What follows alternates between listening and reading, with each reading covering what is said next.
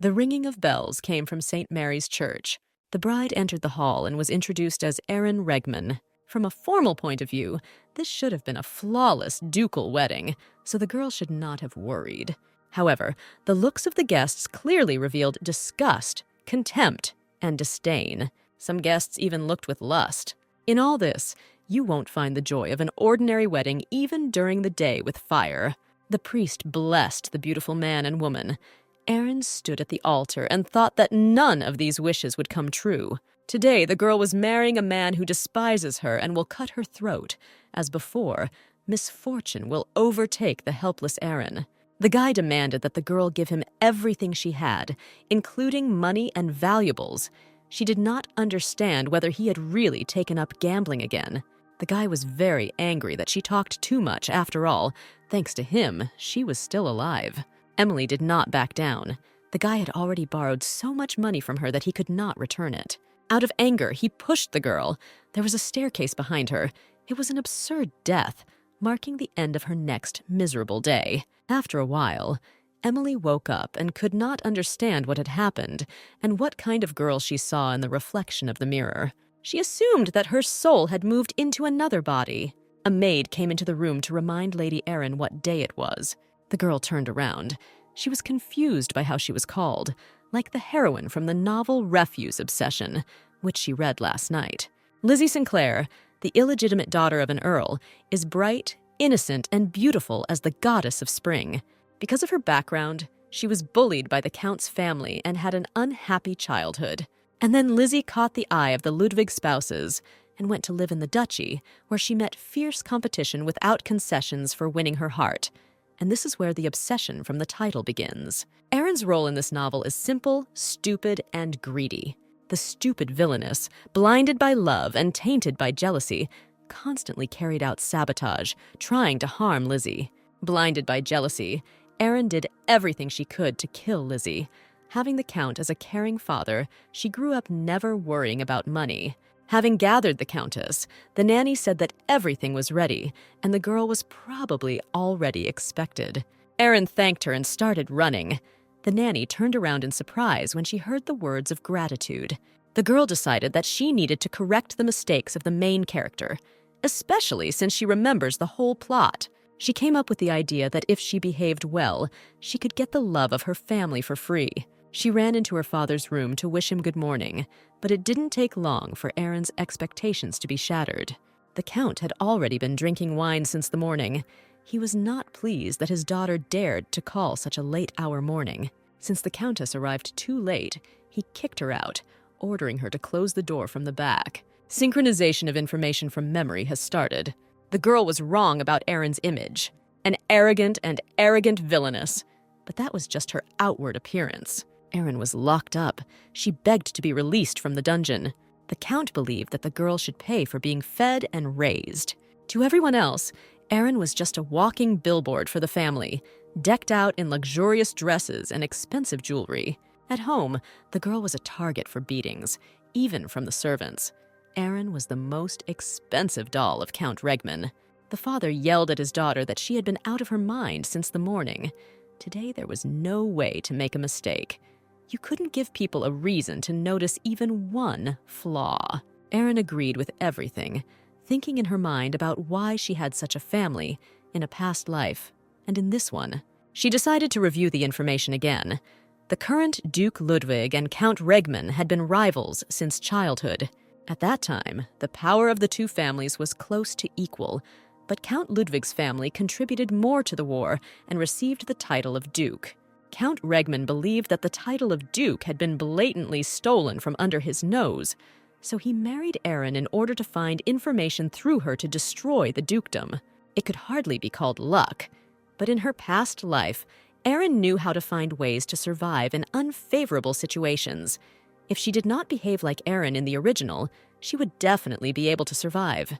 In novels in which the heroine is reborn into a villain, there is always some kind of crisis at the beginning, so the girl decided today to behave not like a real countess. A huge palace appeared before the girl. They arrived in the Ludwig Duchy. The butler greeted the Counts of Rigman and invited them to go inside, where the Duke and Duchess were waiting for them. Turning to Aaron, the Count smiled at his daughter and gently hurried her along. The girl thought that her father's attitude had changed dramatically, but she didn't really care, since she decided to leave this house in a week. Aaron was in a pleasant shock, because in front of her sat the characters of the book she loved, especially such beautiful characters. The Duchess politely asked if the guests were hungry and assured that very soon the dishes would be served on the table and they would start eating. The girl drew attention to the main male character, Cliff. As she thought, he was incredibly handsome. His eyes were golden in color, as if they were about to melt. Then her attention was attracted by a girl who looked like the goddess of spring. Most likely it was Lisi. If it was Lizzie, then Aaron's future husband was sitting next to her. The Countess could not come to her senses after realizing that she was going to fall in love with this guy. But now at least it became clear why the real heroine clung to him so much. A straight and sharp nose and jawline, together creating an arrogant image. This guy's wide chest, thin waist, and hips. Aaron realized that she was looking at the guy too clearly. Embarrassed, she decided that she needed to pull herself together. Long live the world of aristocrats. Finally, the performance began. The Count claimed that his parental heart still could not calm down, and he simply could not send his daughter away. He would like Aaron to take several maids with her, since with them the girl will certainly be more comfortable. Smiling tactfully, the Duchess said that their maids were second to none.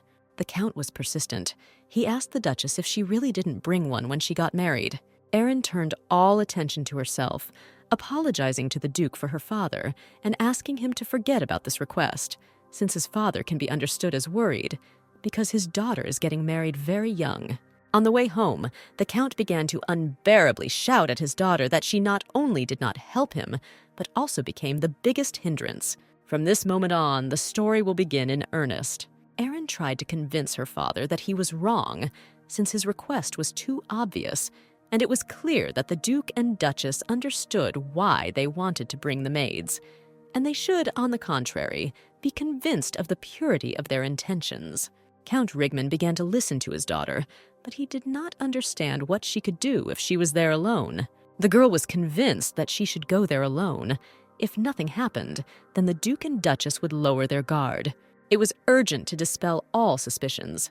After Aaron gained their trust, she would say that she missed home or ask to bring one of the maids. Starting from that day, and for a whole week, Aaron seemed to walk on the edge of a knife, and finally, she stood in a wedding dress. The girl knew that after the exchange of rings, everything would be over. It seems Aaron's husband was uncomfortable with even the slightest touch from his wife. Finally, the girl had a life in which she could leisurely enjoy peace and pursue hobbies without worrying about being hit by her father or older brother. Aaron finally felt alive. There was a knock on the girl's room, and it was Lizzie who came. It was clear that the girl was afraid, but she stood firm. She came to tell Aaron something.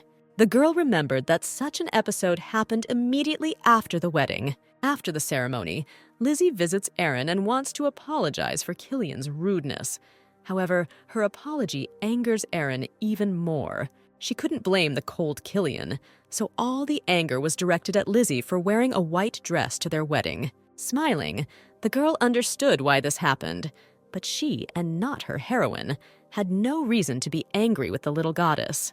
The little girl said that although Killian seems cold, he has a very warm heart. Aaron wondered how she could hate such a beauty. Bright, shiny blonde hair that seems to shine on its own, big light blue eyes, pure and innocent. Such a sweet appearance and a kind, righteous heart. An obligatory character in a novel about being caught in the body of a villain. Aaron reassured Lizzie that she had nothing to worry about, especially since this marriage was an agreement between their families, so there was no point in her being offended by Killian. The little goddess began to shine because Lady Aaron turned out to be so kind and mature. The Countess complimented the girl that her dress suited her perfectly, and she couldn't even compare with her. Lizzie blushed. The baby said goodbye to the mistress. Aaron thought the girl was very cute. She wanted to cuddle her. At this point, the wedding episode ended. The girl was left alone, so she decided to spend time usefully and relax. Her calm was disturbed by the sudden arrival of Killian. He was outraged that his newly made wife was taking a bath without him. He did not understand his wife's surprise, suggesting that she was waiting for someone else. The thing was that this was not in the book, so the girl did not expect this. How it pissed Erin off that Killian was both so handsome and such a jerk. She had no reason to hate the guy, and she didn't even have the strength to be angry with him. She said that she didn't expect to see him here, after the wedding ceremony, where he didn't even allow him to put a ring on him. Erin asked if her husband was going to sleep here. He turned around angrily and left without saying a word. The girl froze in bewilderment, and why Killian came at all was not clear. On the way from the bride's room, Leahy met the guy and asked if he was not in this room. Killian said that he was there, but Erin, like him, had no expectations for that night, as he found her lying in the bathroom, almost dozing. Lizzie couldn't believe it and tried to justify the Countess. The young Duke interrupted her and, patting her on the head, said that she thought too well of everyone. Killian reminded the little girl of what kind of person Count Rigman is and what his intentions are regarding this wedding. Just in this way, they mock the Ludwig family. Lizzie remembered Erin's words regarding the wedding. The guy realized that the girl knew something and demanded to tell him. She said that Lady Erin complimented her dresses, and she immediately blushed. Misunderstanding, Killian thought that Lizzie was being reprimanded for wearing clothes she didn't choose. The little goddess explained that she only praised and did not say anything else. The lady must have been upset after hearing these assumptions. The guy laughed. He reminded Lizzie of Erin's dress, not at all luxurious, slutty, and insanely indecent. Lizzie's pupils widened in surprise that Killian called his wife indecent. She couldn't wrap her head around how such a thing could be said. Changing the subject, the guy asked if there was anything else the girl wanted to tell him. It was as if she wanted to tell or ask about something, but she didn't dare say it. Killian interrupted her and asked if she wanted to know how he felt. The conversation between the two was interrupted by Cliff approaching them. Lizzie was delighted to see him, but Killian, on the contrary, drooped. The next morning, even after all the agony of yesterday, Erin woke up on time. She had never felt so good in her life. Deciding that since she has a healthy body, she needs to think more positively. If she succeeds, she can live like a sweet daughter-in-law. The girl recalled the plot. Killian was a minor character in love with Lizzie, but his parents could have been completely different. The Duke and Duchess of Ludwig, who warmly received Lizzie, could have opened their hearts to Erin. Otherwise, everything did not go very smoothly at their first meeting. To begin with, greeting them seemed like a great idea to the girl. One of the basic rules for surviving in a novel with rebirth into the body of a villain was, of course, to gain the trust of the main and minor characters. In fact, if Erin wants to survive in the Ludwig family, the opinion of the Duke and Duchess is much more important than Killian's. All she wanted was to enjoy life quietly somewhere in the corner of the mansion. To do this, the girl definitely needed to win the trust of the Ludwigs. She decided that not a single mother-in-law would hate her daughter-in-law who came to say hello the next morning after the wedding. Erin discovered the very bell that she read about in books, with the help of him and the maids. Transforming into a daughter-in-law will not be difficult. When the bell rang, a maid came and the lady asked to be prepared to leave. The Countess decided first to meet the maid, who introduced herself as Anna. Erin asked Anna if all the clothes she brought with her were really so fluffy and vulgar. The maid confirmed this. The lady came to the conclusion that if she wore something like that, the Duke and Duchess would be horrified, and this meeting was unlikely to be pleasant. Lady Erin asked the maid to go to the workshop and ask her clothes to be altered so that her breasts were covered and to get rid of those nasty ruffles. The Countess suddenly remembered that yesterday was her wedding night. Should she make a few bloody stains on the bed? She decided not to focus on this. Otherwise, if she did it herself, Killian would obviously not be happy. In the original story, Killian was willing to give his all for Lizzie. Erin's mind flashed to the guy's arrival yesterday. Did he really appear so suddenly just to quarrel? Be that as it may, the girl was pleased to see Killian's handsome face twice in one day. Before Erin had time to dream about her husband, her hairstyle and dress were already ready. She caught herself thinking that she herself had decided that she was not interested in the guy, and now, all morning, she was thinking only about him. Erin greeted their graces, the Duke and Duchess, saying that she had come to see if they had slept well. The Duchess said that the girl must have been tired yesterday, but she still came early in the morning to greet them, and it was clear from her face that they were flattered by it. Accepting the invitation to sit down, Erin found another cup of tea. Probably it was for her. The girl was sure that the Ludwigs had already been informed that their son had not slept with her. The Duke began the dialogue by saying that he knew that the Count raised the girl as his favorite daughter. He wondered if she knew anything about running a business as the mistress of an aristocrat's house. Without hesitation, Erin answered that she knew how to handle a budget, do management, and work with documents, pointing out that in the duchy they might do it all differently. But if she was taught this, she would learn everything quickly. The Duke replied that it seemed that the Count had taught her only this properly. Erin knew that they would not be too kind to her, but now, the man was so brazenly talking about the fact that she came here to steal documents.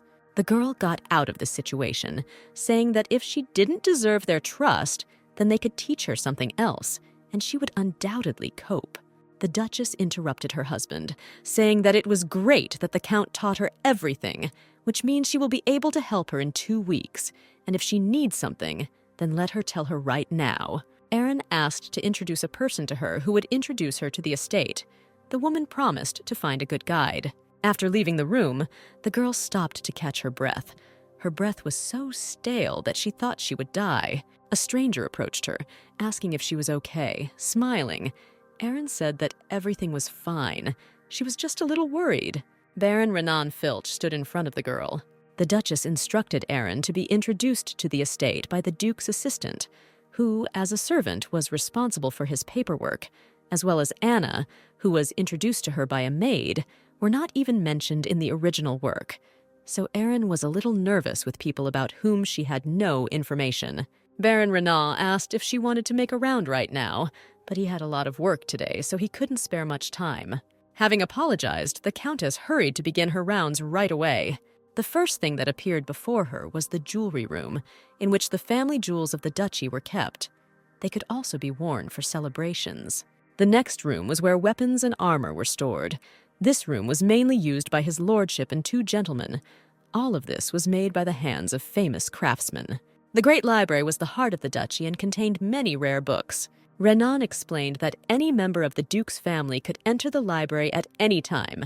The same goes for the Sistine Hall, where new works of art are exhibited every month. Erin was very happy about this opportunity, because in her previous life she could not go to exhibitions because the ticket price was too high for her. But here, one might say, the museum is right at home. Next, the Countess came across the Sistine Hall. Here she had no words to describe all the beauty around. Since the estate was huge, the Baron said that they would stop here today. Erin thanked him. She was amazed at what a beautiful place she lived in. The girl complimented the guy. She had a very beautiful voice, and in itself it was very eloquent. She did not notice how time flew by. Renan Filch became embarrassed, saying that he was only doing his job, and if she didn't mind, then he would conduct the rest of the excursion the day after tomorrow. Since they were passing by this place, he decided to tell Erin about the large terrace. It was convenient to look into the courtyard from it. It is often used when guests come to the estate. His lordship likes to sit there and talk. On this terrace, Erin saw Lizzie, Cliff, and Killian having a pleasant conversation, her husband not taking his eyes off the little goddess. The Baron was at a loss as to why Mr. Killian was there. Of course, the newly made groom had been drinking tea with another woman since the morning. His bewilderment was quite natural. The girl tried to remember what her heroine did in the real story. Erin got ready to leave, calling Renan with her and reminding him that he had business. The first question the Duke asked his assistant was what he thought of Erin. The Baron reported that the girl listened to him attentively. Surprisingly, she quickly understood the structure of the estate. She especially liked the Sistine Hall. Renan Filch did not notice anything strange in her. Contrary to rumors, the girl showed herself to be very worthy. The Baron remembered that something had happened. When they walked through the large terrace after the excursion, they came across Lizzie drinking tea in the company of 2 young gentlemen. The Duke immediately changed his face. He asked his son not to give rise to complaints, especially since seeing the groom flirting with someone else immediately after the wedding was imperturbable. His lordship explained to his son that Count Rigman would not take the side of Archduke Langston. He needed to be patient until the end of this year, but he immediately broke his promise. Renan began to reassure the gentleman that Erin did not even pay attention to this. Of course, it is not known what was in her thoughts, but in order not to raise a scandal, she simply left, pretending that nothing had happened. The Duke grinned. Erin Regman turned out to be quite an unusual girl. After lunch, a maid came to Erin's table to clean everything up. Maybe because the girl tried to eat only at home, it was very uncomfortable for her to sit and not help the maid. The lady praised Anna and suggested that she go to lunch if she had not already had lunch. The maid looked at her with bewilderment, but thanked her for her concern. At that moment, Erin thought that her words might arouse suspicion. The girl thought that she had made a good impression on the Duke and Duchess, so she could breathe out for now, but she only had to decide how to treat Lizzie. Lizzie Sinclair was destined to become the main heroine of this world. However, her life was not simple until she fell into the Ludwig family. Sinclair's son and daughter constantly bullied Lizzie, an illegitimate child, and their home became a prison where she was constantly oppressed. Thanks to her helping Duchess Ludwig from falling off her horse, Lizzie caught her attention. Angered by the harsh treatment of the good-natured girl, the Ludwigs bought the rights to the girl for huge sums of money from Sinclair. The Sinclair family, hastily renouncing parental rights, missed the opportunity to become related to the dukedom. They later went bankrupt and greatly regretted it. By the end of the book, there is not a single positive character left with a bad ending, unlike Erin. The girl's real life, one might say, was full of troubles from beginning to end. During the year of work in the company, the management abused their position so many times. She broke up with her boyfriend via text when she saw him going to a motel with another woman. The girl went home, thinking that now she would only read novels while lying in bed, but she suddenly died after falling down the stairs. Erin wondered if her parents were worried about her, but they were probably more interested in the fate of her brother, so she decided that now she would only worry about herself. Under the tree, the Countess saw Lizzie reading a book. She wondered if maybe, instead of avoiding her, she should go and befriend her. At that moment, she saw Killian approach the little goddess. The guy asked what she was reading. The girl was reading the history of the imperial family, since she still had not received a proper education. Due to the fact that Lizzie did not know much, it was difficult for the Duke to determine the girl's future. The guy said that if she wants to study, he will be happy to help. She should just tell her if she needs something. Erin believed that this was expected of a minor character. Cliff would have told the girl not to worry about it, and just live for her pleasure, and he would be there. Just as the Countess decided to stop eavesdropping when she heard it was about her, Lizzie didn't understand how Killian had left his wife again. Finally, Erin heard what her husband thought of her, that she was just a hostage here who would stay here for a while and then disappear. Throwing a cup of tea on the floor, the blonde girl grabbed her head and screamed, "Why this girl? Why this damn girl of all people?" The blonde girl was Layla Sinclair, the youngest daughter of the Sinclairs. At the cry, her brother, Damien Sinclair, the eldest son of the Sinclairs, entered the room. He immediately realized that his sister was furious that Erin Rigman had married Killian Ludwig. The girl could not understand why Rigman, Damien said with ridicule, that the Ludwigs had such a hobby of collecting useless things. Layla was even more angry that her brother was having fun with this situation, but he saw no point in being sad. She assumed that Damien knew something that she didn't. He decided to rewind time and asked his sister why these two decided to get married, what two families would get by marrying their children. First of all, Earl Rigman has the right to distribute the iron ore mined from the southern mines. In other words, he has the raw materials for making weapons. Layla had no idea why she needed this information or what weapons had to do with it. Power was now divided in such a way that between Archduke Langston, who was eager to become emperor, and the imperial faction, which supported the young emperor, it would be dangerous if the Archduke's side was able to produce weapons. Duke Ludwig, a representative member of the emperor's faction, had to put Count Rigman on a leash to prevent him from siding with Langston. Layla didn't understand what was good about this. Did her brother really decide to explain why this marriage was needed by mocking her? This is where the fun began, whether Count Rigman was really on a leash. Damien knew that Aaron Rigman's image of the arrogant villainess was completely false. He understood that it was not easy to believe in this, but it was so. All that remained was to watch how events would develop further. If they revealed this information at the right moment, then Rigman would be doomed. The Baron showed another exit to the terrace. Aaron was surprised. She examined the estate little by little, but it still took a whole week to get around everything. As soon as the girl thought about what she should do now, Renan said that the Duchess asked him to tell her that she had a request for her. Regman Filch didn't understand her joy. He just couldn't imagine how hard it was for Aaron to do nothing all this time. Thanks to Mr. Filch, the lady now knew her way around this mansion perfectly. She asked the guy. She turned out to be an excellent student. Adjusting his glasses, the guy said that he had been explaining everything to her for a week. It would be a shame if she forgot everything now. Knocking on the door of the Duchess's room, Lizzie answered, asking her to come in quickly. Aaron was very happy that she would work together with Lizzie. Since she was just starting out, she asked the little goddess to teach her everything. Her face turned red again, and she said that she should be glad that her mistress considered her worthy to carry out the assignment. The Duchess noted that the girls were getting along well, and Aaron apologized for not greeting her. The woman laughed, asking Lisi to help Aaron with the paperwork. The Duchess walked from corner to corner. She was clearly waiting for someone, which is what the Countess asked her. It turned out that the lady had recently called the Taylors. The girl remembered that it seemed like there was such an episode in the original. A maid entered the room and reported that Taylors had arrived from the royal workshop and were waiting in the living room. The Duchess was delighted and asked the girls to finish everything and go with her to the living room. The older the woman got, the more often she chose similar designs each time. Having closed the catalog, the Duchess asked the girls to choose something to their taste. The situation for Aaron turned out to be dangerous. Everything was obvious here. Either the Duchess would like Lizzie's design more, or the outfit she chose would receive more praise. The Countess decided that she needed to remain calm. In any case, victory and defeat were already predetermined. Even if we forget that Lizzie is the main character, she could certainly understand the mistress's tastes in 5 years. The little goddess chose a blue silk dress. She believed that it would perfectly highlight the beauty of the Duchess.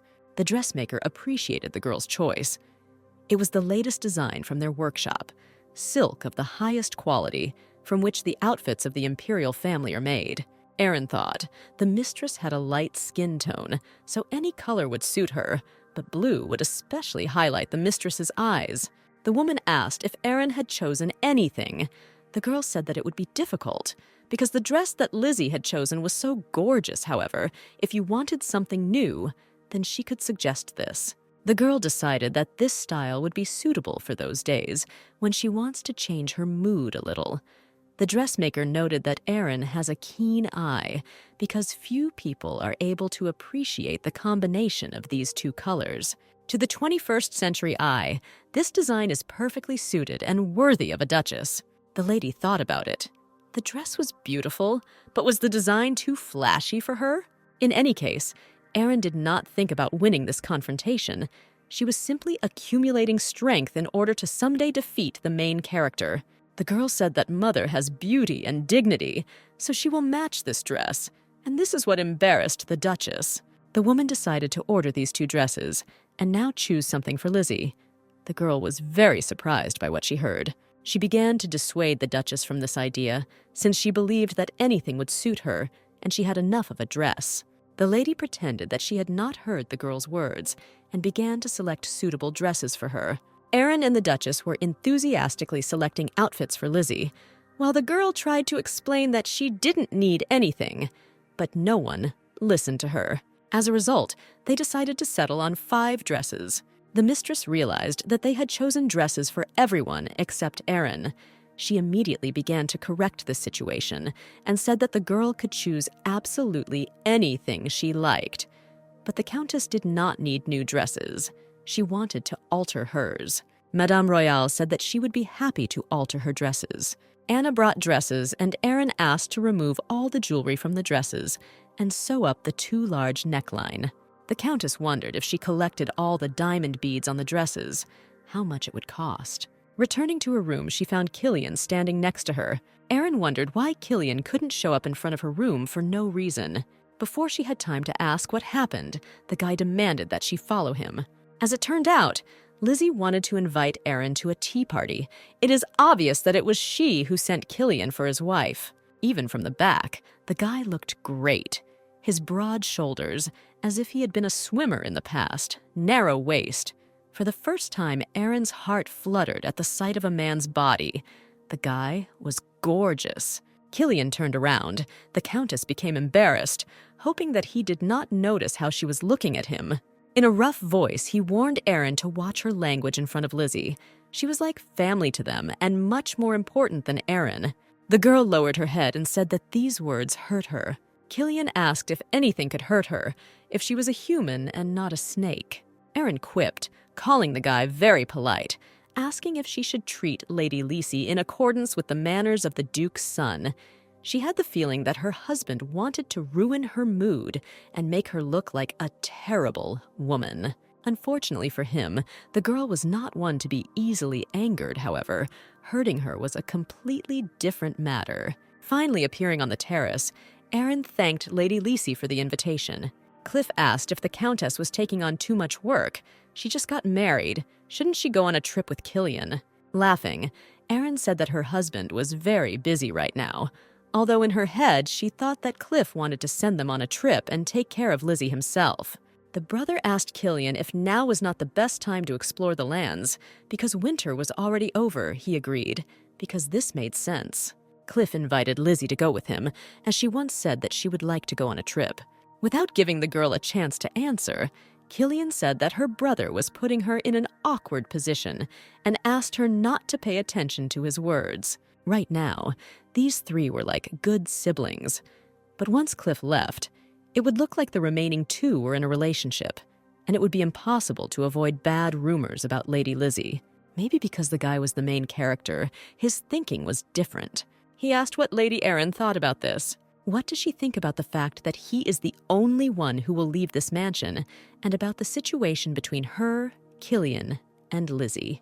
The girl froze in place. This question took her by surprise. It was too brazen even for Cliff.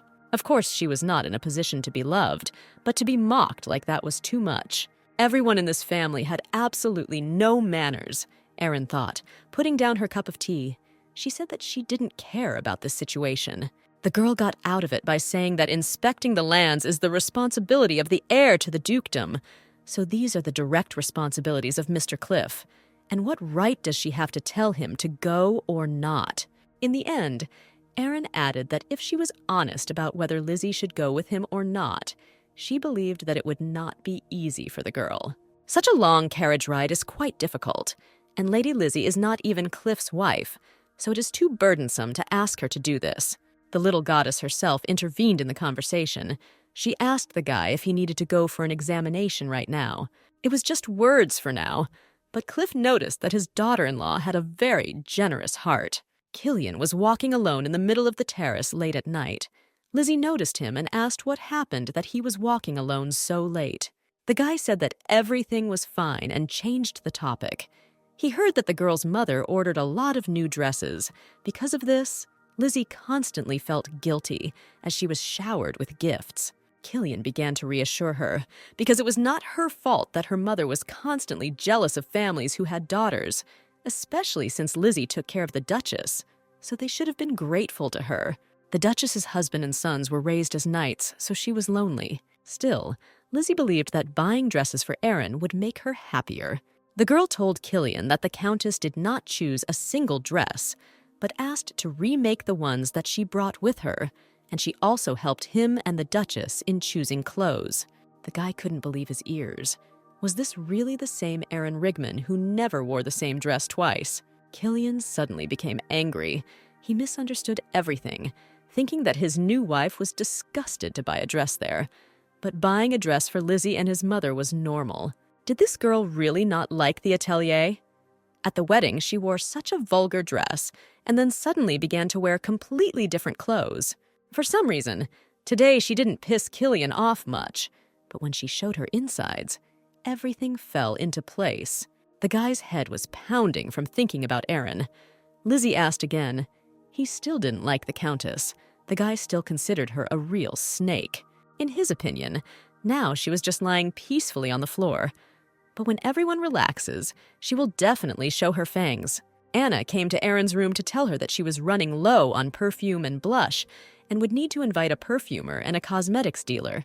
The lady thought about it, because cosmetics will not be bought on their own, and now she will have to spend money on it. Erin's position in this story was very unstable, so she saved money to be prepared for the situation in which it appeared. The girl has been saving and storing all her life, so she doesn't know how to spend money at all. For her, going to the toilet and putting on worn-out lipstick was a luxury. She decided that since she had been reborn, she should now enjoy and try all the delights of life. So she asked Anna to invite a perfumer. After some time, a perfumer came and offered Erin a scent made from Ashley Rose, a style that many young girls prefer. A refreshing herbal scent combined with a hint of Ashley, wild strawberry, and botanical amber. The perfumer offered to reproduce a scent almost identical to this one if Erin wanted. The girl asked how much it would cost. One bottle the same size as hers would cost approximately 90,000 gold. The girl was beside herself with surprise, because for this bottle of perfume, the amount required was more than twice what she spent on food for a month in her previous life. Anna asked what the perfumer could offer from other varieties of roses. The most commonly used variety was the Titania rose family. It was rich and long-lasting, so it is the first thing that comes to mind when talking about the scent of a rose. But this scent was too heavy for young girls.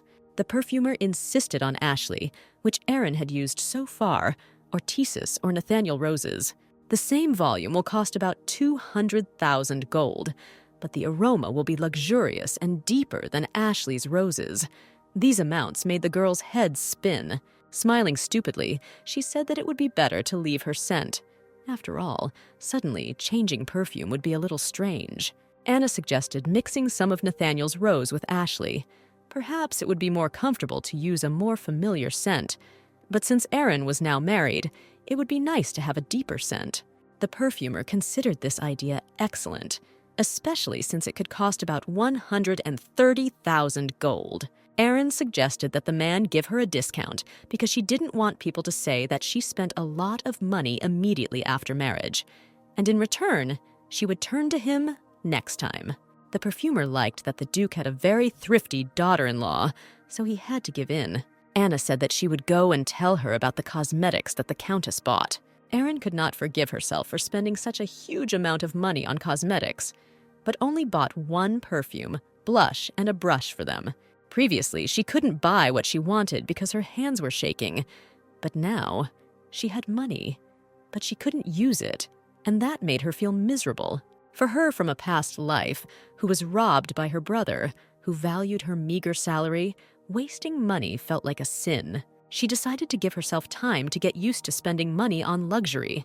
Besides, there are many things that can be enjoyed in this life that money cannot buy. Erin decided to take a walk to the Sexton Hall. She felt as if she had rented an art museum. She saw no point in expensive perfume in front of this luxury. In front of the girl was a picture of extraordinary beauty. She could not take her eyes off it. From behind, Erin heard someone's footsteps. Turning around, she noticed Killian approaching her.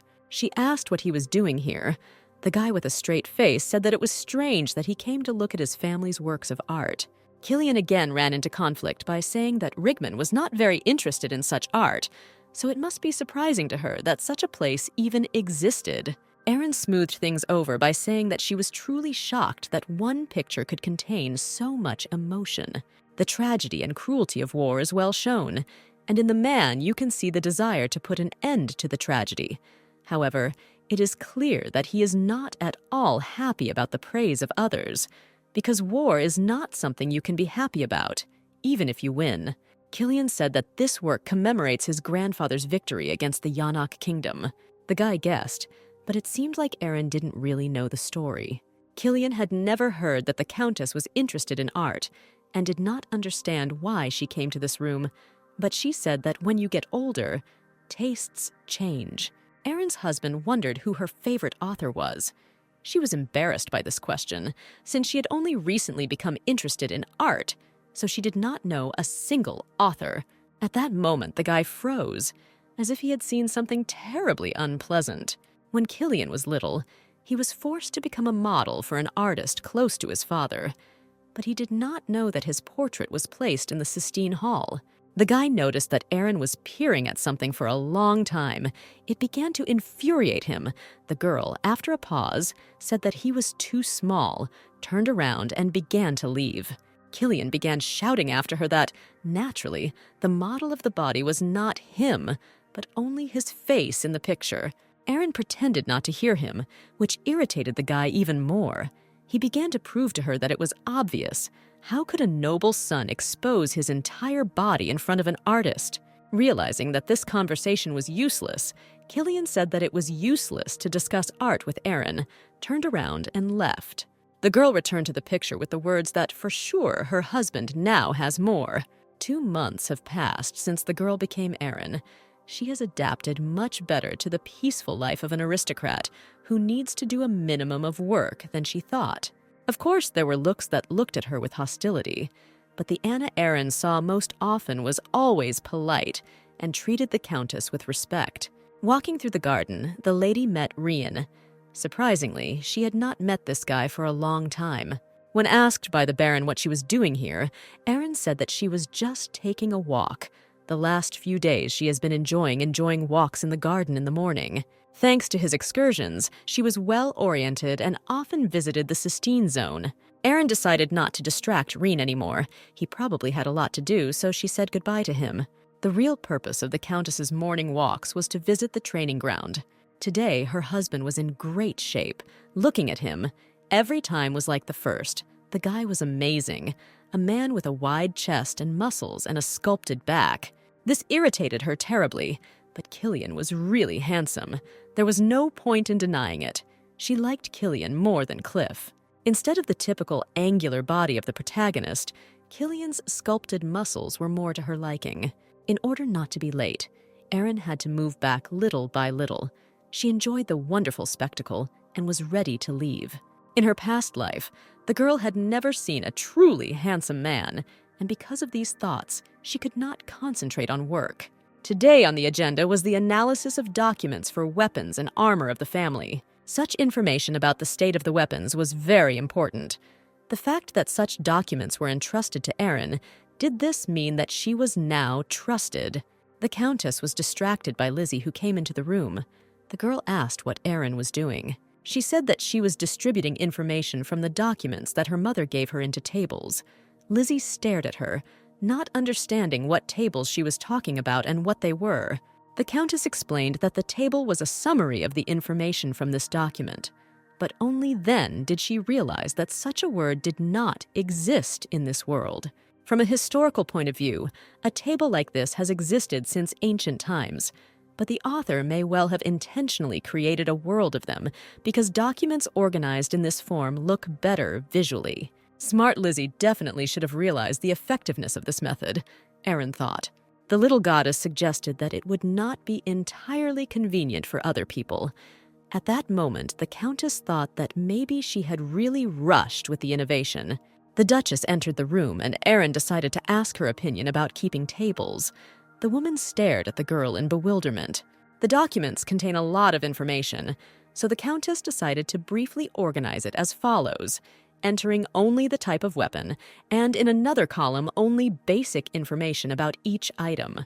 The Duchess's eyes shone with joy, because Aaron did everything in such a way that one could immediately understand what it was about. The woman asked her how she came up with this. The Duchess called this method skillful and decided from that moment on to try to organize all documents in a similar way. She asked Aaron to try writing down all the documents she was currently working with so that others could watch her work and learn. The Countess happily agreed. Lizzie stood aside as if detached and watched as Mother and Aaron discussed all the issues regarding documents. The woman immediately told her son about the method of document management that his wife had come up with. In Killian's opinion, it certainly looked effective, but in such a compressed form, it could easily be taken outside the estate. The mother asked her son to show at least a little sympathy for Aaron, because she, like him, was in an arranged marriage. She was even worse off. She left her home and found herself alone, surrounded by people she did not know. The conversation between the son and his mother was interrupted by Baron Renan entering the room. The guy was confused and said that he could come back later. Renan arrived just in time, and the Duchess called him over to show him something. Meanwhile, Killian turned to Lizzie, asking how Aaron was, and her mother seemed pleased with her. The girl confirmed her mother's words, calling the Countess quite smart and well-educated, unlike her, who did not receive any education in the Sinclair family. Even if Aaron doesn't know something, she learns much faster than her. As Killian suspected, something was wrong here. The guy believed that it was not that his wife was smart. Most likely, she was specially trained in such things. Early in the morning, Killian came to Aaron's room. The girl did not expect to see him. She realized that something had happened. Every time she saw this guy, she just wanted to play a joke on him, despite the fact that in her situation, it would be useless to fall on her knees, begging him not to kill her. Aaron decided to lighten the atmosphere with some small talk before Killian started telling her off. So she started talking about the weather outside. Pressing the girl against the wall and pressing too close to her, he asked about her mother's favorite atelier. It was so noble and elegant that it did not suit her vulgar style. The Countess did not understand what he was talking about. He explained that Aaron, known for her habit of not wearing the same dress twice, had not bought one then. He considered her methods of protest rather primitive. Turning sharply to Killian, the Countess shouted that he knew absolutely nothing about her. If she didn't like that atelier, she would have found another. Does she look like a person who would be stopped by someone else's opinion? Aaron could no longer be stopped. She screamed at Killian that he was just looking for a reason to hate her, trying in any way to convince himself that the reason was her, that it was all her fault. She understood everything from the moment she entered the hall at the wedding ceremony, blaming her for everything. He wants to find peace in this way. The Countess considered this act very cowardly, as if he were the only victim. Killian considered this an expression of her feelings, after the girl got this position by blackmailing and threatening his family. Aaron asked again. That is, he wants to say that she personally did it. The guy said that she really is not part of the Rigmen, but different from them. Finally, Aaron realized that to all the people here, she was just Rigmen. The Countess repeated again, but in calm tones, that Killian knew nothing about her, absolutely nothing. The only advice he could give her was that she should not do anything, since the guy knew that Aaron was helping his mother. When her husband left, the girl sat down and cried. She no longer wanted to enjoy this luxury, but wanted to escape from here as quickly as possible. After leaving Aaron's room, Killian thought about what he should do next. Maybe because of the scent of roses that reminded him of the room. His head was foggy, and he had no idea what he was talking about. From the very beginning, he could not see her outside the image of Count Rigman's daughter, but according to all the data that he had, there was not even a line about Count Rigman. Killian couldn't understand why he had been getting headaches so often lately. From behind, he heard a voice calling out to him. It was Lizzie, who wished him good morning. The girl came closer to him and asked why he had such an expression on his face. Having embraced Lizzie, Killian told her not to take it into her head. He just saw the unlucky girl again in the morning. Aaron called Anna and suggested they go for a walk together. In a past life, when she was in a depressed mood, she would order a large iced Americano and walk around mindlessly. Anna happily agreed, saying that she would warn the Duchess and help Aaron choose an outfit. Due to confinement inside 4 walls, the girl felt more and more depressed. When she went outside, she immediately felt her mood improve. Aaron asked Anna where they could head. To be honest, she hadn't even gone to the main street alone. The maid came to the conclusion that in this case, their destination would depend on what the mistress liked to do. If she is looking for a cute tailor shop, jewelry store, dessert cafe, and similar establishments, then La Belle Marie Street will be a good choice. Darcis Street is home to cultural institutions, such as art galleries and opera houses, as well as banks and several specialty shops. One of the capital's most popular patisseries, Peridot, also located on Darcis Street, whose strawberry cake and other sweets are notorious for being difficult to buy, even if you queue up before the patisserie opens. Concluding that Anna was very knowledgeable on this matter, she asked to find her jeweler, as it would be nice to have a good place to shop. The maid recommended 3 shops to choose from: Amabile, which has been operating since ancient times; the relatively recently opened Detrius, or Ruth Pecan, which is located near the main street. Aaron could not believe for a long time that Anna is a walking encyclopedia character, explaining all the intricacies of the world for the convenience of the writer. The Countess decided to go to Darsa Street to sort out some of the jewelry she had removed from her robes last time. Having handed over the jewelry, Aaron received a fairly large amount of money. She was glad that the jeweler honestly assessed the products. The diamonds were the smallest, but the price for them was the highest. Next, the girl decided to head to the bank. She was a little worried because she didn't know what the local bank did. Setting up a bank account was a lot easier than she thought, and there was no such thing as an ID card in this society anyway, so the bank had no problem using a pseudonym. Having decided all her affairs, Aaron offered to have something tasty to eat, especially since Anna probably knew a good restaurant. The Countess decided to find out about transport. They said that commoners do not have personal carriages, but then what do they drive when they go on a trip? The maid said that most often they rent a carriage or pay for a ticket to a freight carriage on a train. To get to the local town, you need to take the train from the station at the southern gate of the capital.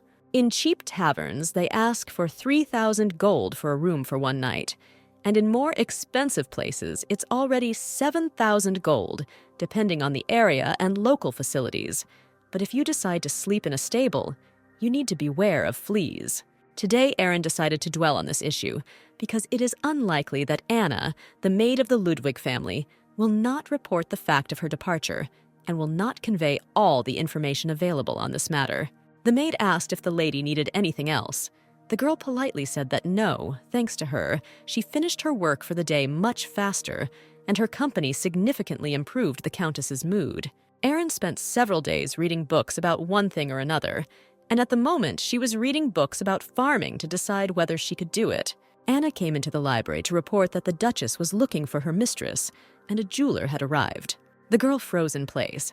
Is today really the same day as in the original story, the episode with jewelry, in which Aaron was humiliated? A visit from the jeweler from the Opalite store, who visits the Duke's family every season. The episode when Aaron first got what she deserved in the Ludwig house. All the residents of the house, as always, paid attention only to Lizzie, and the girl was uncomfortable that she was left on the sidelines. Lizzie chose a piece of jewelry that she thought would suit Aaron perfectly, but the Countess could not silently tolerate such a plain necklace being recommended to her. Aaron mockingly asked how she was so sure that the jewelry would suit her, insulting Lizzie that her eyesight was poor or her eyes were blurred since she focused on this necklace. The little goddess froze in place. She began to make excuses, but the Countess interrupted her. She liked the rest of the jewelry, for example, a special exhibit, but except for the last jewelry. After that, Cliff bought all the jewelry for his sister with a blank signed check. So Lisi's offer, the only necklace left for Aaron, all this made up a pleasant episode for the readers. Usually, Aaron sat between them and helped with advice. But today the day was much stranger than usual. The girl did not want to go because she was embarrassed to see Killian.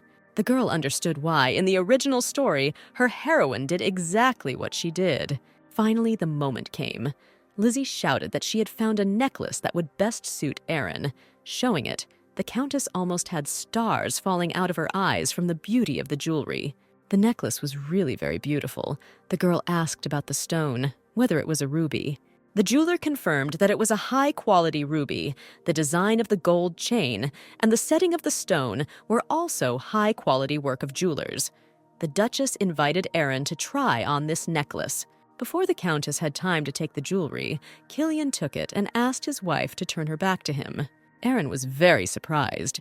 She did not understand why the guy had such an expression on his face, much less why he behaved this way. Finally, she understood what was wrong, because the Duchess was here, and he could not make Mother worry. Aaron flirtatiously asked Killian how he liked the decoration, and the guy briefly replied that it was quite good. The guy asked the jeweler for the bill for the necklace. Lizzie said that this was the first gift he gave to his wife, and what a wonderful husband he was. Cliff said he would pay for all the other decorations. The Duchess intervened, saying that if her son bought all the jewelry for Lizzie, Aaron would have nothing left. The Countess reassured Mother that one piece of jewelry was enough for her, thinking in her head about how much she could get for it. Then she caught herself thinking that even if she were in the most desperate situation, she would not be able to sell this necklace. After each mail arrived, Aaron sat down and burned invitations to parties in the fireplace. Did her heroine really go to parties so often and spread rumors about Lizzie there? On the remaining 2 letters, she noticed a similar coat of arms. It was the coat of arms of her Rigmond family. The girl began to read the letter very carefully. The father wrote that he had given enough time to get used to the Ludwigs. But how long to wait? Shouldn't Aaron do her part of the job secretly? Count Rigmond heard rumors that the daughter helps the Duchess with documents and has access to the papers of the ducal family. If among the documents there are papers about weapons and armor, then they need to be stolen. And if this is difficult, then the contents can be noted down and sent. Aaron thought, if her father knows that she is helping with the documents, then there is probably a Rigmond spy in the Duke's house. Taking up the pen, she began to write the answer that the Duchy of Ludwig, which she visited and saw personally unshakably, is beyond imagination. If someone is going to destroy this stability, then the unfortunate person should be prepared to lose his family. In addition, to be honest, from the very beginning of being in the duchy, she has not committed a single bad offense. The title of nobility is in all aspects the will and power of His Majesty the Emperor. So why do you hate the unique family of Ludwig? Aaron decided to complete her answer with this question, but then continued anyway.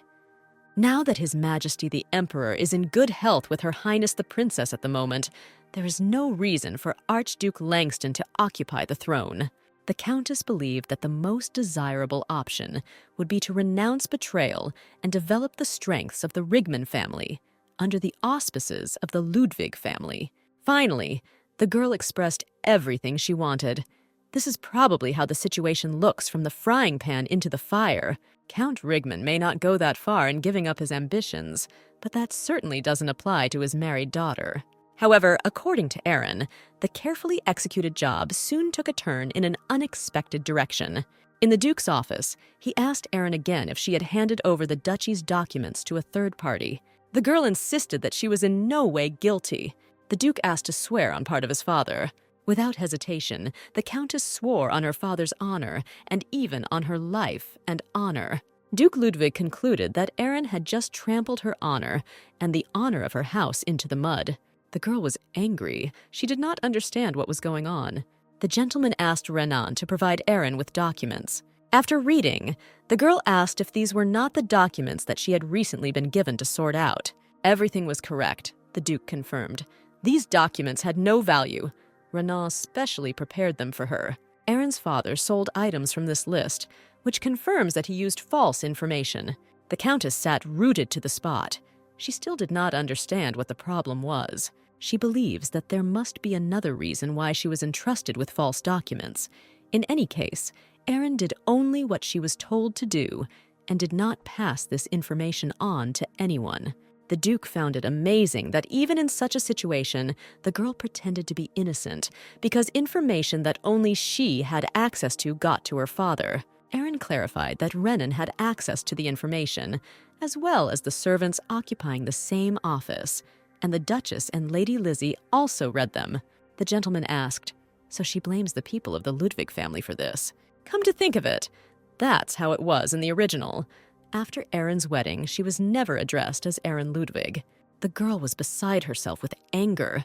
She repeated that the Duchess and Lady Lisi knew that she was sorting out these documents. The Countess guessed that she would be the first to fall under suspicion if this happened.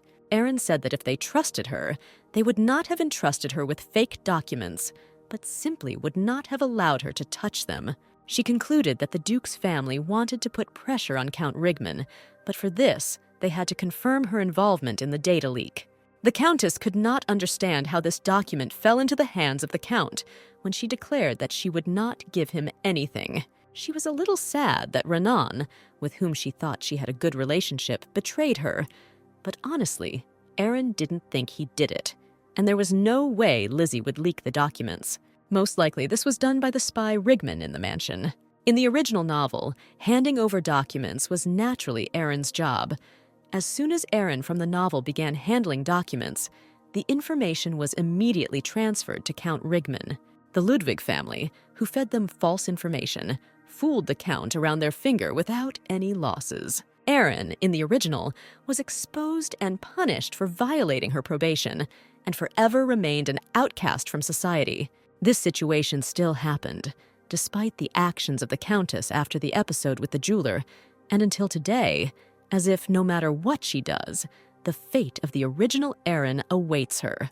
The girl realized that she would fall further and further to the bottom until she died at the hands of Killian. Aaron repeated what she said earlier, that she swears on her life and honor, and if they don't believe her, then let them cut her throat right away. Cliff offered to conduct further investigation, but the suspect would be prohibited from going outside. The Duke agreed, but Aaron would be on probation, and if she was truly not guilty, then the Countess had better pray that the truth would come out. Renan was supposed to accompany the girl, but Killian grabbed her and began to drag her sharply, saying that he would do everything himself. He began to shout at his wife that she was completely crazy, that Duke Axel Ludwig had a nickname on the battlefield, chopping off heads. Killian was so indignant because Aaron had offered to slit her own throat in front of a man who had no qualms about sending his own army, enemy troops, and prisoners to slaughter if necessary. The Countess asked her husband again. He was annoyed precisely because she said to cut her throat. Aaron confidently stated that since they didn't trust her, then she wasn't going to trust her either anyway. For them, she was to some extent a criminal. After all, it was the Ludwigs who gave her forged documents, and also told her what actions the Count had taken based on these papers, and they were also involved in the investigation and punishment. The Countess sits within 4 walls and silently accepts any verdict. Killian swore on his honor that he would conduct a fair and independent investigation. He also promised not to let the odds go against Aaron, and to keep her in the loop as the investigation progressed. The Countess agreed, but asked if it were a situation where she and Lizzie were on the list of suspects at the same time, whether he was sure that he would be impartial. The Ludwig family's carriage drove up to the luxurious palace. Cliff gave Lizzie his hand and helped her down. A short-haired girl came out to meet the little angel. She was obviously glad to see Lizzie.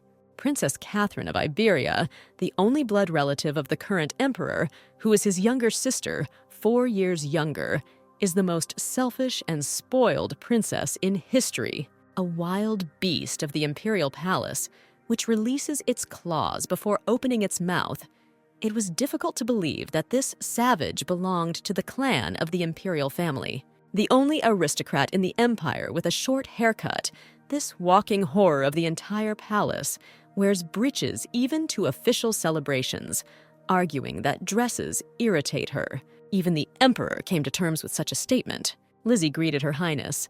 The princess was indignant. "What about your highness? Why are they not calling her by her name?" Approaching very close to the little goddess, Catherine said that on her last visit, Lizzie said that she would arrive in a month, so she went out to meet her in the hope that she had not lost interest in her. Only in front of Lizzie could one see her as friendly, even though the girl had won the heart of her former lover. The princess noticed that Killian had not arrived. She asked what happened. Lizzie recalled that the guy got married and he couldn't leave his wife to meet Catherine. Cliff agreed with the little goddess, but in his opinion, this event could hardly be called a marriage. Rather, it was a simple political game with the Rigman family. The princess asked if the purpose of the visit was that they came to discuss such vile names as Langston and Rigman. Cliff confirmed this, but he believed that this matter could go smoothly due to the fact that Aaron turned out to be stupider than he thought. The guests were informed that His Majesty the Emperor was ready to receive them. Catherine took Lizzie by the arm, saying that they were going to go for a walk. She sent Cliff alone to negotiate with her brother.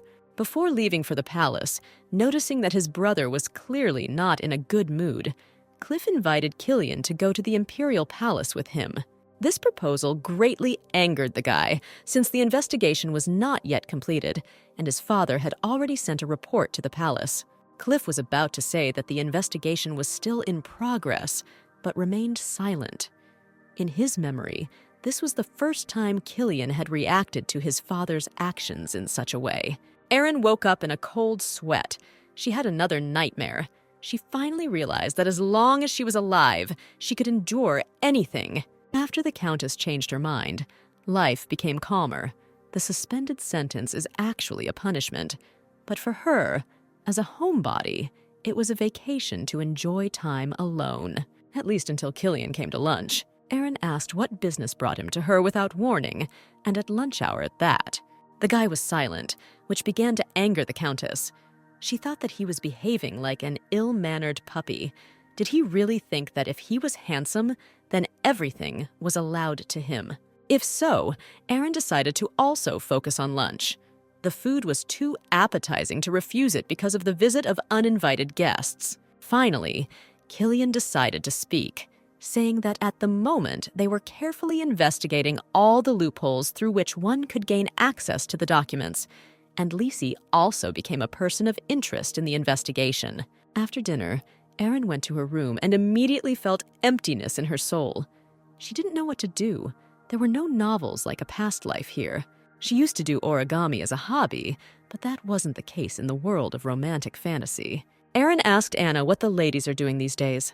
If we talk about hobbies, they usually engage in embroidery and drawing, and active ladies enjoy horse riding. None of the proposed options suited the Countess, so she hoped that there was something else besides this.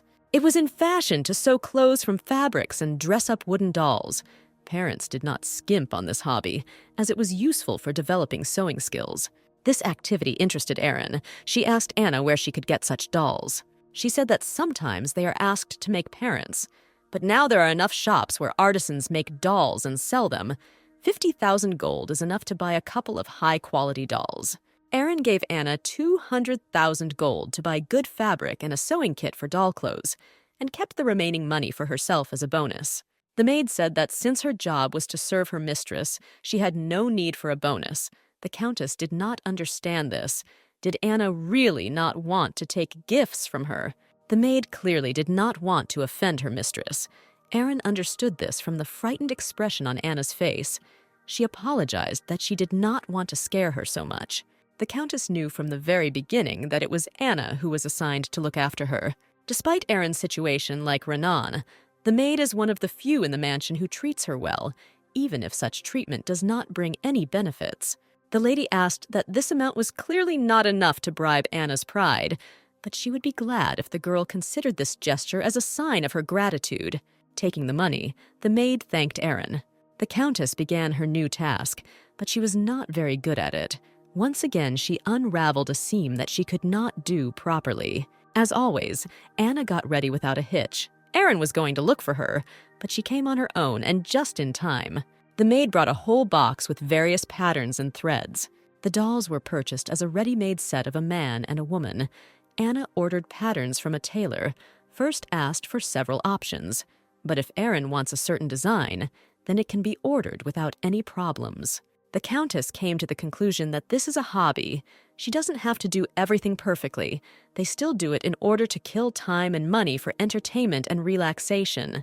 If you think about it, in a past life, the girl didn't even think that she would enjoy a vacation without thoughts in her head, since she was always haunted by thoughts about the time spent and the justification of monetary expenses.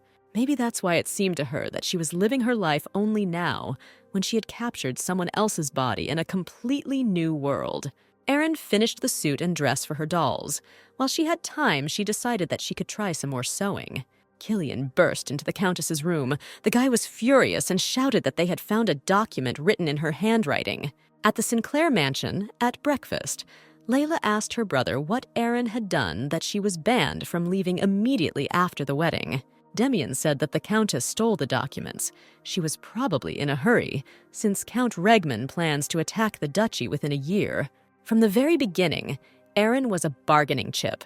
Despite the fact that she could be put on probation in the duchy, she tried to get useful information as quickly as possible. Layla was shocked that the Count received the Duke's secret documents, but her brother mockingly said that the documents were fake. No one trusted her with the original. In this situation, the Count did not receive information, but only fell into a well-prepared trap. Damien was bothered by the fact that Killian cared for Aaron in a manner that was unusual for him. Layla proposed a plan to her brother that they should tell the Duke that Aaron was a bargaining chip. This would be the perfect opportunity to fleece him. Damien did not agree with his sister. He believed that the Countess could handle it herself, and there was no need to worry about it. But on the other hand, Lizzie raised questions. Because of Killian's wedding, the likelihood of Lizzie and Cliff's marriage increased. These words made Layla furious. She could not allow this scoundrel to take this place. That's why Lizzie was considered a problem, because if the situation in which she tightly holds Cliff in her hands worsens, then Layla's marriage contract with him will be annulled. The girl got nervous. She began to think through different options in her head, eventually suggesting that Damien use Aaron Rigman. The plan was that if Lizzie was also fascinated by Killian, then Aaron would hate her, and if they pushed the Countess, then she would take care of the girl herself. Thus, it was possible to catch two birds with one stone. Killian shouted that Aaron would soon be summoned to the Duke because of a document written in her handwriting. The guy was interested in what she would say in this case, but the girl was not taken aback, saying that she would tell that they were diligently trying to frame her. The guy didn't understand whether she was mocking him now, or whether she really despised the Duke so much. In the original novel, Aaron actually did this, but the Duke refused to claim. In this case, the girl had a lot of things to do, so she couldn't just disappear. Killian was confused. He didn't understand what was going on in his wife's head. Their conversation was interrupted by Renan. The Baron came to tell Aaron that the Duke was waiting for her. With a smile on her face, the girl headed to the master's office, telling Killian not to worry so much, but to be glad that all the evidence was found. The Duke provided the Countess with a list of ordered goods that the arms dealer had received from Count Rigman. The list was written in her hand. Aaron said out loud that they copied her handwriting. Duke Ludwig decided that this was her father's mistake, so he was not going to punish the girl. Aaron was outraged by this. She repeated to the master that it was not a matter of punishment, but of her honor. She provided 2 documents with tables for comparison, showing that she did not draw them so clumsily. It was more like the scribbles of a person who has no idea what tables are. The Duke assumed that Aaron had drawn it this way on purpose. The Countess denied this, saying that there was no need for it. If she had expected to be discovered, she would not have written in her own handwriting in the first place. Aaron tried to convince everyone that if you looked closely, the handwriting was slightly different. She asked permission to bring her diary for comparison. The girl proved that the handwritings were slightly different. A clear difference was visible when writing one of the letters. Summing up, Aaron said that his lordship needed to catch the mole. The Duke thought about it. This was more like the truth. Lizzie entered the Duke's office. The 3 could not understand what she was doing here. The gentleman said that it was he who called her. The Duke began the conversation by saying that it had been 4 years since Lizzie began helping the Duchess with work. Last time she said that Aaron taught them to organize information using tables. Lizzie confirmed everything, adding that the Duchess was glad to learn about the existence of such a method. The Duke was interested in whether anyone else knew about this method. The girl said that it was worth asking the mistress if she taught assistants this method. The young masters, Cliff and Killian, had a general idea. Except for them, probably no one else. The Duke concluded that, at best, only Aaron and his family could use this method.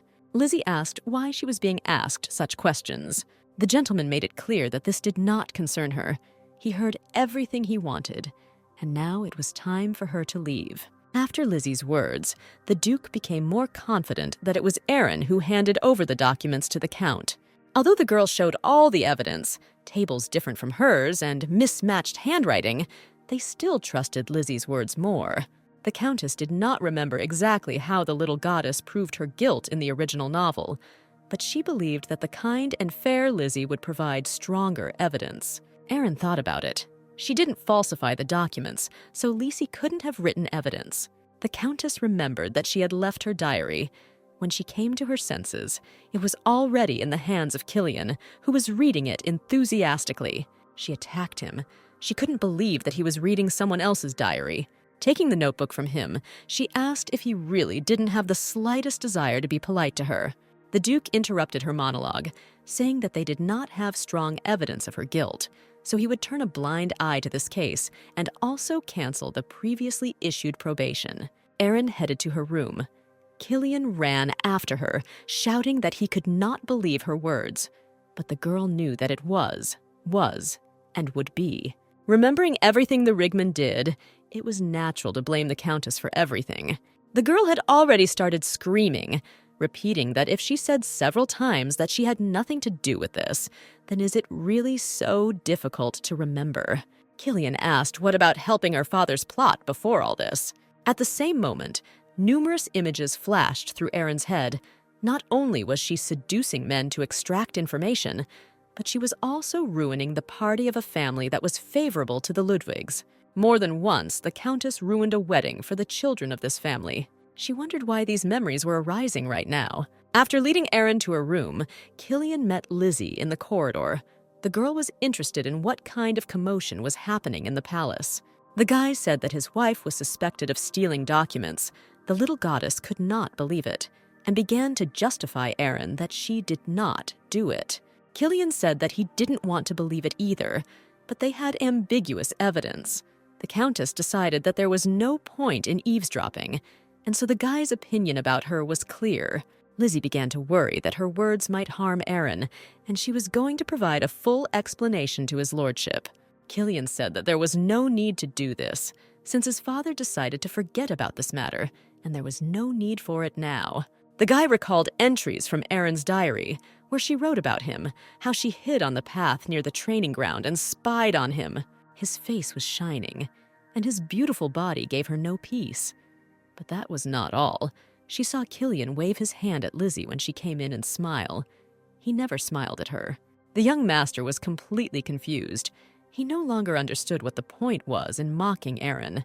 Walking quickly into the library, Killian called Cliff to practice on the parade ground now. The guy was surprised, looking at his brother. He asked why he was so gloomy. Was his head still there? But Killian was not going to answer his questions and demanded to go to the parade ground. The next morning, Erin came to the Duchess's room. The woman received her good-naturedly, saying that she was aware of the difficulties that had befallen her yesterday. The girl came to say that she really did not steal the documents, knowing that the Duchess would not believe her, and her doubts could grow more and more. The mistress interrupted Erin, holding her hands. She said that she believed her. The Duchess knew that the Countess was trying her best to help her. She could see how she was trying to get used to her new surroundings. The woman understood her like no one else. It turned out that at one time she, too, had gone through this. Although she did not know who played this cruel joke, she was sure that it was not Erin who did it. The Countess began to cry. Her mother began to console her. The girl was about to make some kind of confession when her eyes grew dim and she began to fall. The servants came running to the parade ground to tell Cliff and Killian that Erin had fainted. Killian was confused, asking for details. The guy said that the Countess talked with his mother and then suddenly fainted. Quickly throwing on his shirt, he quickly rushed to the palace. The arriving doctor said that most likely the lady was changing clothes and fell. She asked whether Lady Erin had been in stressful situations. Killian froze. He did not take his eyes off the Countess, thinking that yesterday she had behaved so confidently in front of her father during the interrogation, and today she was lying unconscious with a tear-stained face. The arrogant Erin Rigman, who never misses a chance to be sarcastic, brought herself to the point of fainting with tears. Killian asked his mother what they were talking about. The woman said that they were unlikely to believe her, but the girl claimed that she was not involved in the story with the documents. The guy said that Erin always maintained this, but the mother, putting her hand on her son's shoulder, said that she believed her. That is why the girl started crying. No one believed her before. This was especially painful for her. Killian remembered her words, how he told her that he couldn't believe her words, and Erin shouted that it was and will be. Seeing that her son was clutching his head, the woman began to call the doctor for help. but the guy reassured her that everything was fine. He just had a headache. He got up to go rest when he ran into Lizzie. She came as soon as she heard that Aaron had fainted. The little goddess asked Killian why he was so pale. Lizzie began to reach out her hand to touch the guy's face when he intercepted her and said that he was fine. He headed to his room to lie down. The little goddess clearly did not expect such a reaction from him. The girl woke up. Everything around was black. It seemed to her that she had died again.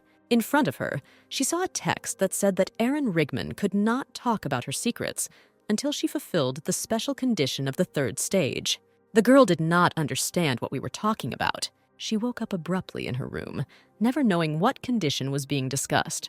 Anna immediately rushed to her with questions about her well-being. The maid said that the Countess slept for 2 days.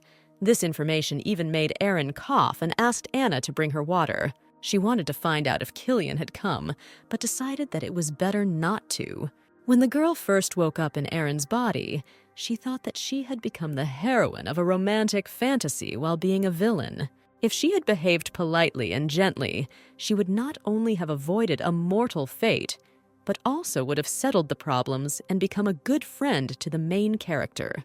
As soon as this empty hope collapsed, she decided to live a quiet life. She thought she would be content as the daughter-in-law of a rich family, living quietly, abandoning her husband. Regardless of Aaron's will, the original episodes continued steadily. No matter how she changed the course of events, everything turned out the same as in the original. As if there is an unknown force that arranges the course of events in a certain way. From the very beginning, the girl was simply mistaken. She could not change the course of history. Aaron Rigman is a negative heroine of a romantic fantasy. Her role is insignificant. Personal secrets are not revealed in the novel. A minor character who is destined for a brutal death at the hands of her own husband, who cuts her throat. Aaron sat and wondered what the next episode would be like. The Countess, feeling threatened by the leaked documents, sneaked into Killian's bedroom that night. She wanted to kiss him while he was sleeping, in an attempt to seduce him. Aaron walked into Killian's room. His peacefully sleeping figure was as beautiful as an angel. He was the man she fell in love with. The girl leaned over him to kiss him. In any case, she believed that she had nothing to lose. She knew that now he would wake up with eyes full of contempt. When he woke up, he grabbed Aaron's hand and said that she was so horny that she couldn't even play the role. Throwing her onto the bed, he gave her a chance to try to seduce him, believing that she might have a good body. Aaron stopped him and asked if he was sure he wanted to do this to her. Killian thought about it, because she is not Lizzie. Compared to what he feels for Lizzie, this girl means nothing to him. Even if this was a marriage of convenience, the Countess did not expect anything from him as from her husband. Pulling Aaron closer to him, Killian told her that she shouldn't ask such questions after the confidence with which she walked in here. Without letting her say a word, he kissed her. Putting Aaron's hand on his body, Killian gave her the chance to touch what she had been dreaming about. Running his fingers over his body, he asked if she was satisfied. Killian moved his lips to her neck, thinking that even Aaron Rigman could blush. He began to slowly move his hand up her leg, rising higher. All she could say was scream his name. Waking up in Killian's bed in the morning, Aaron thought that they had definitely slept together. The guy ordered the maid that as soon as she finished heating the water, she could leave. Today, he wanted to be alone. Returning to his wife, he asked how she was feeling. He took her in his arms. Aaron tried to resist, claiming that she could walk. Killian put her in the bathtub and told her that if the water was too hot, then she should not be shy and talk. It reminded him of how she lay in the bathtub on her wedding night. The gentleman realized that Aaron probably liked to bask in the water. The girl confirmed this. She felt awkward, not understanding what came over Killian, because even if last night happened only because of his anger towards her, she thought that he would regret what happened in the morning. The innocence of his first kiss, which should have belonged to Lizzie, was taken away by the fleeting temptation of the previous night. The girl remembered that in the original, the attempt to seduce Killian did not work. She wondered if he did it out of pity, or because Lizzie was clearly leaning in Cliff's favor. The guy apologized for making Aaron move so much. Although she had only recently recovered, he said that she should rest for a few days. Aaron would never have thought that she would hear his voice full of tenderness, considering how coldly he treated her since the wedding. She still did not know what changed his attitude towards her. In front of the Countess was Killian, who hugged and called her name. The girl decided to gather her thoughts and think about everything, especially since after that very night she had a dream that she had fulfilled a special condition. Once a special condition is met, it means the author's rights have decreased. She had many questions, but Erin knew that no one would answer them. Suddenly, she heard some kind of ringing. This system definitely knew that the girl was in an affair. The special condition of the first stage was that she follow the example of the original Erin. She was trapped, trying not to do the bad things the original Erin did, but the system demanded otherwise. There were several strange things in the dream. Since Erin fulfilled a special stage condition, it was mentioned that the author's rights were reduced. Everything was too vague. There was not enough information to fully understand. The most important thing Erin learned that night is that it is possible to change the plot of the original novel. She realized that it was not time to give up yet. She needed to see what choice Killian would make in the next episode. Erin walked into the Duchess's office. The woman rushed to her asking if she was feeling well. The Countess reassured Mother that everything was fine with her. She had long since recovered. Ludwig's husband had recently visited the Imperial Palace, most likely on a trip to settle matters regarding the growing threat from Archduke Lanston and Count Rigman. Erin knew better than to ask about this matter. The Duchess said that the Duke was also worried about his daughter-in-law. He regretted that he put a lot of pressure on her during their conversation. His manner of speech was somewhat harsh, since he spent a lot of time on the battlefield. Mother asked what Erin wanted to do in the future.